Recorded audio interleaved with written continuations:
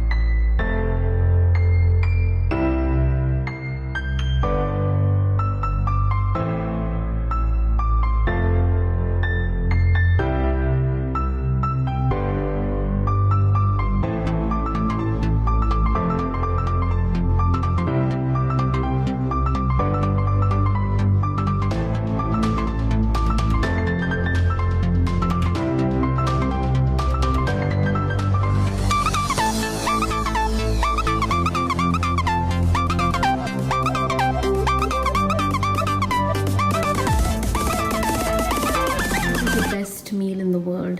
Here I have sambar.